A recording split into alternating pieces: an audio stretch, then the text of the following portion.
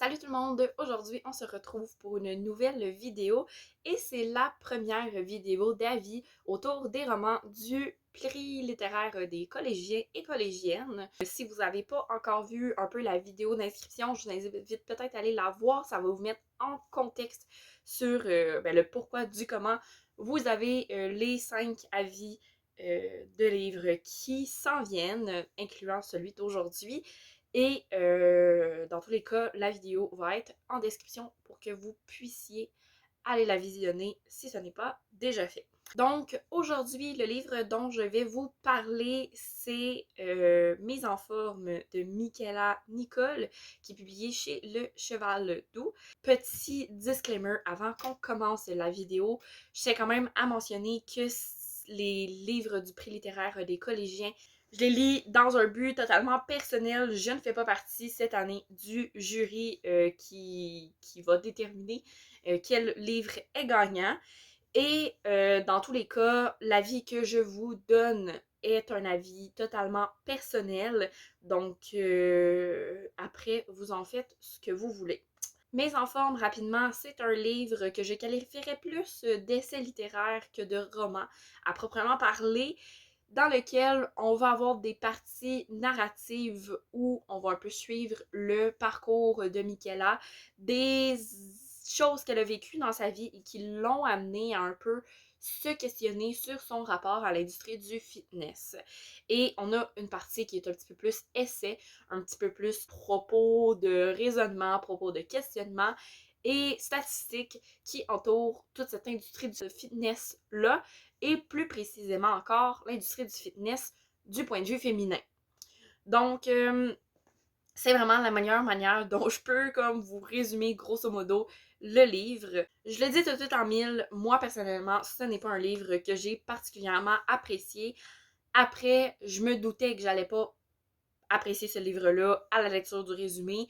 Le résumé ne me rejoignait pas particulièrement et si je l'ai lu, c'est vraiment pour le contexte du prix littéraire des collégiens. Premièrement, c'est sûr que je suis pas dans le mode de lecture le plus pétillant de l'univers. Je suis un petit peu dans une espèce de reading slump semi-ouin-ish. Donc, ça n'a probablement pas aidé à mon expérience de lecture, mais dans tous les cas, ça n'aurait clairement pas été un coup de cœur. Là, ça, je peux vous le garantir. C'est pas l'état de lecture en soi qui fait que j'ai pas aimé ce livre-là, même si ça n'a pas dû aider dans la contribution à mon plaisir de lecture. Pour ce qui est tout d'abord du style, je pense que c'est la première chose que je vais aborder parce que c'est la première chose qui m'a frappée et personnellement, j'ai vraiment eu beaucoup de misère à entrer parce que comme je vous disais au tout début, c'est vraiment un roman. Ben, en fait, pas un roman, un essai littéraire. C'est un essai littéraire, mais qui, moi, à la lecture du résumé, m'avait été présenté un peu comme un roman. Si je me fiais juste à la lecture du résumé au niveau du site des prix littéraires. Et ensuite, en voyant la 4e de couverture, ben là, on parle d'une œuvre à mi-chemin entre l'autofiction et l'essai. Bon, je m'accorde un petit peu plus déjà à cette lignée-là, même si c'est pas la définition, la manière dont je qualifierais le livre. Mais ça, c'est une autre histoire. Mais bien évidemment, ça l'a affecté mon avis de commencer ma lecture et même d'aller jusqu'aux 3/4 de ma lecture en me disant que ben, c'est un roman, mais c'est pas vraiment un roman. Dans le fond, je le lis puis j'ai plus l'impression de lire un essai avec quelques moments narratifs. C'est vraiment une expérience de lecture qui est complètement différente et qui provoque une dissonance dans mon cerveau parce que je me fais dire que je vais lire un roman et ce n'est pas ce que j'ai. Donc oui, c'est un peu de ma faute entre guillemets parce que bon, j'ai pas lu la 4e de couverture et c'était clairement indiqué sur la 4e de couverture qu'il y avait une partie essai à l'œuvre, mais ça reste que pour le coup, je dis ça juste comme ça, mais si jamais quelqu'un qui gère le site du prix littéraire des collégiens passe par ici, ça m'étonnerait, mais si ça arrive, juste assurez-vous de mettre le résumé de la 4e de couverture, s'il vous plaît, sur votre site. Si vous le changez, juste comme mentionner le type de livre, c'est quoi, tu sais, ça m'apparaît être assez important. D'autant plus que techniquement, si je ne me trompe pas, et là ça serait peut-être à vérifier, mais il me semble que le prix littéraire des collégiens, ça concerne les romans, ça concerne les œuvres de fiction, et honnêtement, cette œuvre n'est pas réellement une œuvre de fiction. Donc, où est la place de l'autofiction à l'intérieur? C'est un petit peu difficile à évaluer. Je ne voulais vraiment pas vous dire n'importe quoi par rapport à ce point-là.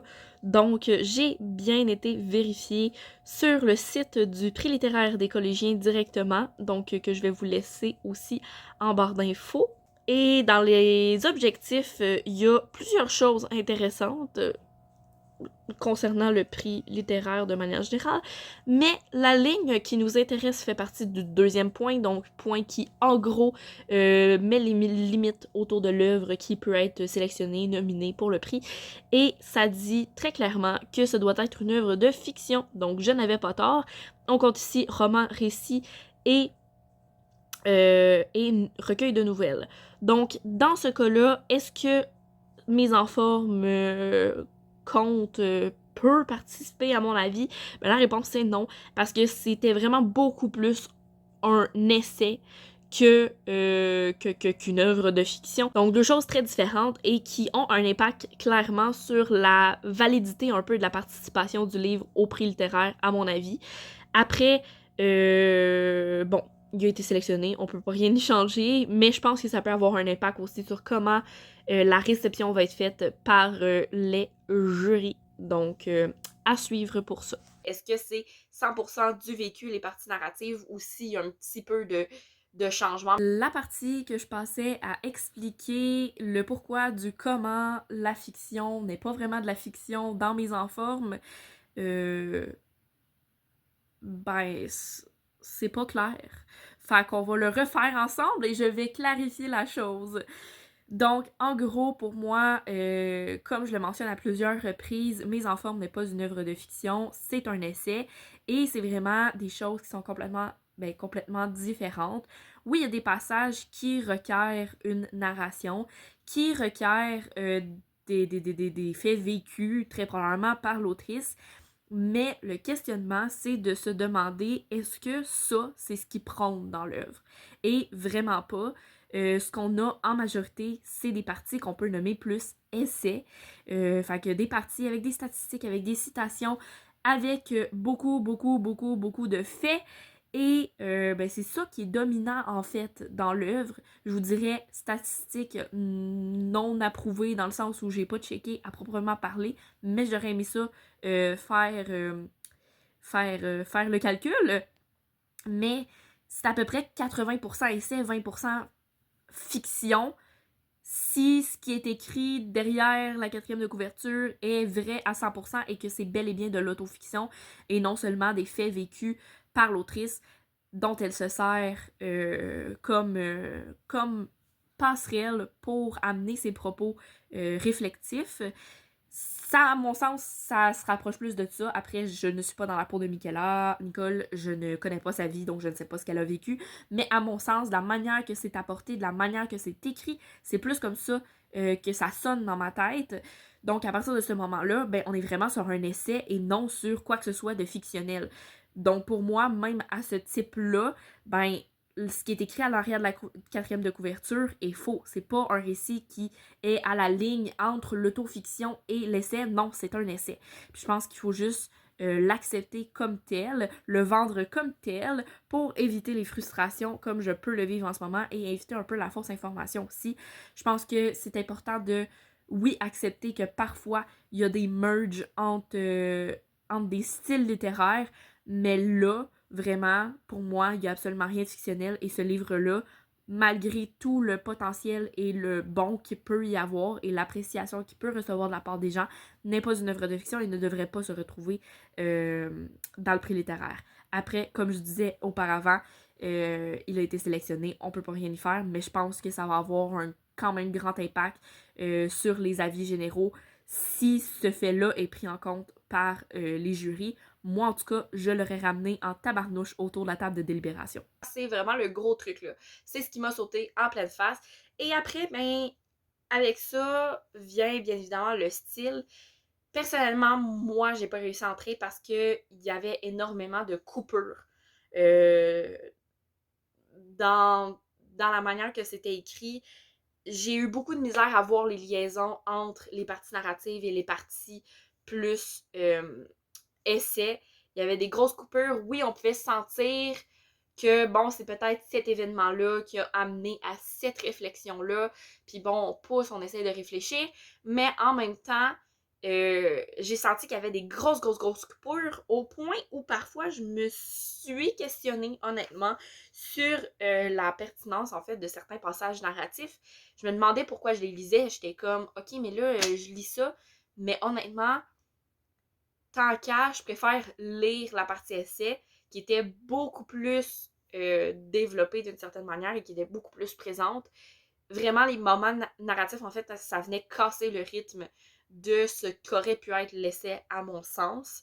Et je voyais difficilement parfois les liens qu'il y avait entre les différentes parties. Et ça n'a définitivement pas aidé à ma compréhension des thématiques qui sont abordées dans le livre parce que, bien évidemment, on a tout ce qui est l'industrie du fitness, quelle place ça a dans nos vies, qu'est-ce que ça peut provoquer chez nous, et blablabla, ou minimalement comment elle, Michaela, l'a vécu.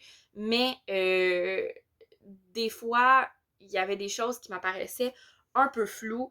Très rapidement, je vous dirais que le fil conducteur qui m'est apparu, que j'ai cru percevoir, c'était plus le féminisme. C'était un fil conducteur qui était très mince, mais qui était présent et que j'ai réussi à voir. Mais tu sais, pour vous dire, c'est même pas nécessairement l'industrie du fitness qui était réellement le fil conducteur à mon sens. Après, oui, ça prenait une immense place dans le récit. C'est normal, c'était quand même un peu la prémisse de base. Même si ça avait une immense place à l'intérieur du récit, ben, il y a eu des moments où on n'en parlait pas du tout et qu'on passait complètement sur un autre sujet via le livre qui était mentionné dans, dans le résumé que j'avais lu avec vous. Je vais vous mettre la couverture du livre en question. Là, j'ai plus de mémoire c'est quoi le titre du dit livre, mais je vous le mets bien évidemment en couverture ici à quelque part. Mais ce livre-là, c'est un livre dans lequel une femme va parler de son expérience alors que sa tante elle a été tuée. Et ben, elle va parler de l'expérience un peu de comme sa famille et tout dans le processus dans le processus judiciaire de tout ça, puis dans les répercussions que ça a pu avoir, je crois. Après, je me fie uniquement à ce qui a été cité par Michaela. Bien évidemment, je n'ai pas lu ce livre-là, mais honnêtement, c'est un livre qui pourrait m'intéresser. Je pense à peut-être le lire parce que ça m'avait l'air intéressant, puis que tout ce qui est un petit peu true crime, mais aussi psychologie de l'humain, ça m'intéresse énormément. Donc, je serais vraiment intéressée à aller le lire, mais je ne l'ai pas lu pour le moment, donc mon résumé se fie uniquement sur ce qui a été cité par l'autrice de Mise en forme. Tout ça était pour dire qu'en gros, pour moi, c'est vraiment plus le féminisme qui est le fil conducteur parce qu'on a des moments comme ça où en fait le fitness est même pas en jeu. C'est pas des moments proprement parlés où on se consacre au fitness, on se consacre plus à des propos plus féministes. Puis des moments où on voit peut-être qu'il y a un petit regard critique. Même chose, on sent qu'il y a certains propos sur lesquels on remarque un certain regard critique par rapport à l'industrie du fitness, surtout quand on compare homme-femme, mais juste de manière générale aussi. Par contre, j'avoue avoir eu aussi certains malaises par rapport à certains propos, surtout après avoir lu Corps rebelle en janvier. Il y a certains propos pour lesquels je me suis sentie un petit peu mal à l'aise, que j'étais pas tellement bien quand je lisais ça, ça m'a un petit peu trigger. Et ça me déçoit un peu parce que même si on voyait qu'il y avait un certain regard critique, en même temps, on sentait que c'était peut-être pas nécessairement abouti comme regard critique, puis que c'était un oui, je vois que ça, mais je suis pas certaine. Donc oui, c'est une vision des choses, c'est un essai, c'est à ça que ça sert. Et établir sa vision des choses sur la place publique, je vais dire ça comme ça. Mais bon, je vais pas mentir que ce petit côté-là m'a peut-être un petit peu plus mis mal à l'aise. Donc voilà, là, rapidement, c'est pas mal ce qui vient résumer mes non-appréciations. C'est difficile à admettre, mais je veux dire, j'ai pas aimé ce livre-là, donc je vais pas essayer de vous faire à croire que je l'ai aimé. Après, par contre, je pense que déjà d'avoir su dès le départ que c'était un essai dans lequel je m'embarquais et non un roman, je pense que ça m'aurait déjà aidé dans mon appréciation parce que j'aurais su à quoi m'attendre en fait. Ben, sans savoir à 100%, j'aurais su au moins quel genre littéraire je lisais. Je me serais pas attendue à quelque chose de fictif. Euh, alors que là, ben, c'est ça qui s'est passé. Donc, c'est sûr que ça l'a joué parce que pendant un bon 3 quarts de ma lecture, vraiment, là, j'étais persuadée que juste la com autour du livre avait été faite comme de la merde et que je m'étais fait, entre guillemets, vendre un livre qui était supposé être de la fiction alors que c'est pas du tout ça. Déjà, si ça avait été établi dans ma tête, j'aurais peut-être pu l'apprécier un petit peu plus. Et je crois que, ben c'est ça, lu dans le bon contexte. Et si tu as de l'intérêt pour l'univers du fitness, moi, c'est vraiment pas c'est vraiment pas une préoccupation, un intérêt. Donc, déjà là, je commençais avec des points en moins. C'est évident. Après, si c'est un sujet qui vous intéresse, ben, je vous laisse vraiment vous faire votre propre avis. Vous savez que c'est un essai, donc après ça, c'est entre vos mains. Voilà, donc c'est ce qui va conclure mon avis, mon premier avis. Avant de finir la vidéo, on va faire notre petit classement. Ça va être notre petit rendez-vous de fin de vidéo. Mon classement personnel autour des livres. Donc encore une fois, je rappelle, c'est personnel. Je sais pas du tout à quoi ça ressemble les délibérations au niveau des différents jurys à grandeur du Québec, mais aussi comment ça va finir la délibération nationale. Après, moi personnellement, là, c'est sûr, c'est le premier livre, donc c'est comme notre référence de base, mais on s'entend, c'est un livre qui va probablement rester dans le bas du classement, considérant que mon appréciation n'a pas été très, très élevée. Après, on verra bien qu'est-ce que ça donne avec les autres livres. J'espère que vous aurez aimé apprécier mon avis de mise en forme. Si c'est le cas, n'hésitez pas à liker la vidéo. En commentaire, vous pouvez me dire si vous avez lu le livre et qu'est-ce que vous en avez pensé si c'est le cas. Bien évidemment, je vous invite aussi à vous abonner à la chaîne pour être sûr de ne pas manquer les prochaines vidéos, dont les 4 derniers avis pour le prix littéraire des collégiens. Sur ce, je vous souhaite une excellente journée et je vous dis à la prochaine. Bye bye!